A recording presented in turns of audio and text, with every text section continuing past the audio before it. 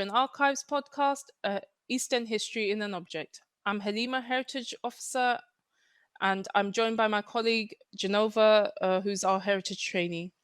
In each episode, we'll take an item from our collection and briefly explore its relationship to East End history. We hope to bring you a series of podcasts inspired by our vast and varied collections across our library and archives. We also hope to inspire you to explore our collections and the history of the East End. So, Genova, tell us a little bit about our first object. So our first object has to be focused around the season of Christmas. As all these podcasts will be led by objects and or items from either the library or archives collection, I would like to introduce our first item, the register of persons receiving outdoor relief or admitted to Poplar Union Workhouse 1859 to 1865 in the parish of St Mary Poplar Bow, Middlesex. And this is written on the front of the bounded book, and this is handwritten script. Most of these registers will be found in the London Metropolitan Archives, but we do have quite a few in our collections, as they would have been transferred from local parish to governing metropolitan boroughs, and finally down to Tower Hamlets. So just to describe the item in a little more detail, it is in relatively good condition. It is beautifully brown-browed with a beautiful red spine. It's pretty heavy in weight. We often, when visitors come to the reading room, they often view the item on a pillow, just to give you an idea of how heavy it is. And it's also longer widthways than it is lengthways. And within the register itself, there are printed templated columns, and this is throughout the whole book or the register. Only half of the register is filled out up until 1865, and the printed templated columns include information such as date of admittance, age, reason for admission, the location of the person admitted, and any other background notes. And all these admissions are written in hand. So this resource does give us quite a lot of background information about those persons entering the workhouse in the mid-19th century. Ooh, so how does this object relate to East End Christmas? So I promise it won't be all doom and gloom, but I will give some background knowledge on workhouses and the Christmas phenomenon in the Victorian ages. So Christmas as we know it today was essentially invented by the Victorians. It was a holiday to be enjoyed by all. Previously, such celebrations like Yuletide were reserved for the courtiers and upper classes. But in the Victorian age, we have Christmas as an official holiday enjoyed by all.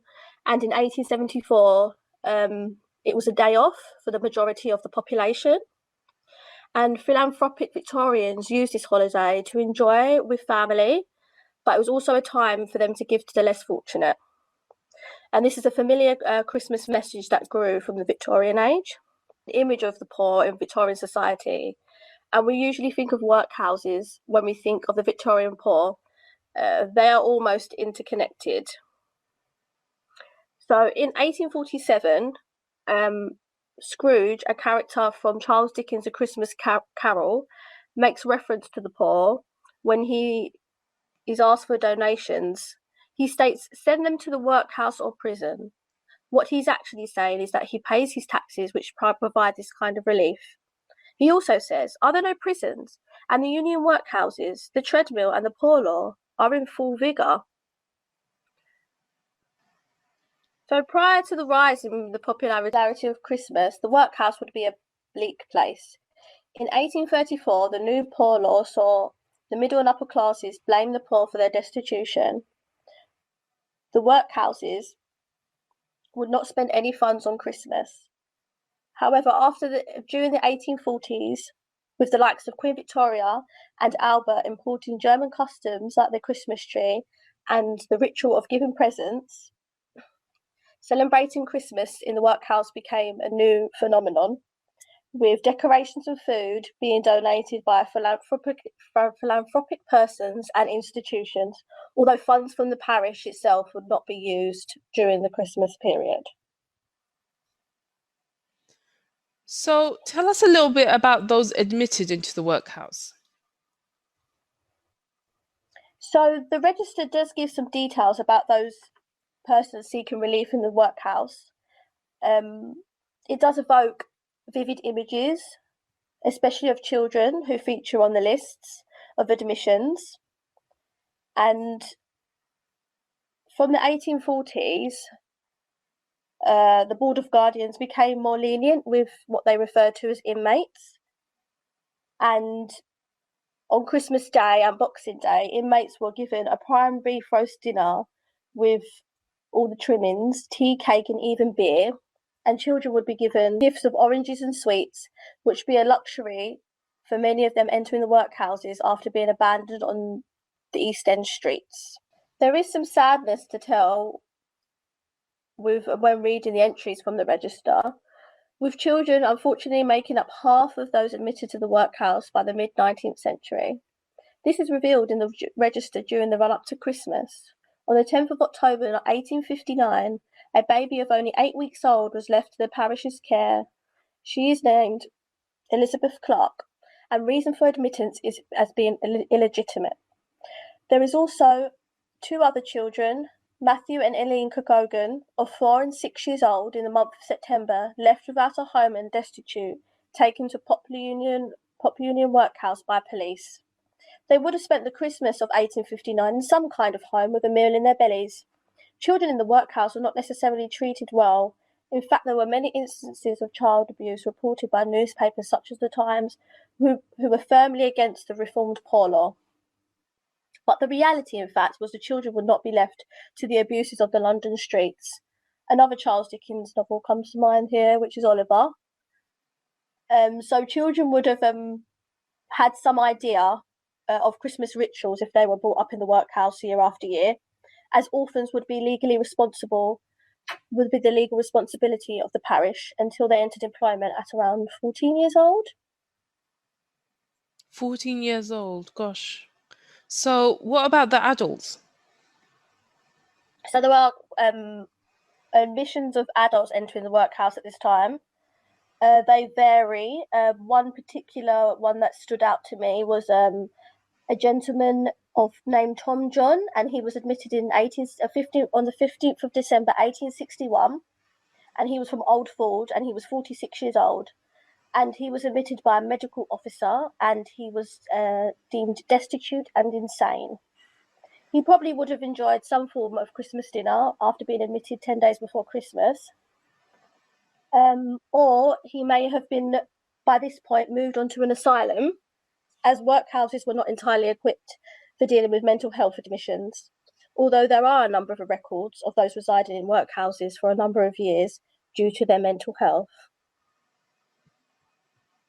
Wow. So I would like to know a little bit more about how the workhouse registers are used today. So many of our users and visitors to the reading room at Tower Hamlets Local History Library and Archives often visit us with family connections to the East End, and a lot of the time it is through ancestral links to the workhouse. So this is a great resource for them to use when coming to view the collections. They can also find a lot of these records on Ancestry as they've been digitised, and these records are also formally available at the London Metropolitan Archives. Although this particular register is great because it has extra comments and remarks about those people being admitted to the workhouse, so there's a lot of background information about the lives of those people living in the workhouse. Thank you so much, Jen. So tell me a little bit, why choose such a gloomy topic for our Christmas podcast? So I thought it was appropriate, especially during the tough year that we've had in 2020. and I wanted to just use this for us to appreciate what we do have, and to think of others that may not have as much, whether it's now or 170 years ago. The Victorians did start a trend, and emphasise Christmas as a time of giving and a time to think about loved ones and those less fortunate to ourselves. So I thought it was a great one to start with during the Christmas period. So how do we find out more? So please do visit our website.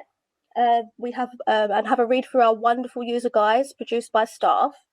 The user guide that I use for this particular podcast is titled Health and Welfare, and the link and reference number for this item will be included under this podcast.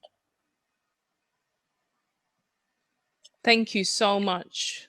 Now, folks, if there are any topics that you would like us to cover, or if this has sparked any particular interest in our collections, please do get in touch and email us. We can be contacted via our social media channels, Twitter, Instagram, and Facebook.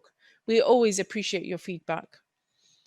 This is a podcast, The East End in an Object, brought to you by Tower Hamlets Local History Library and Archives, and we will see you next time.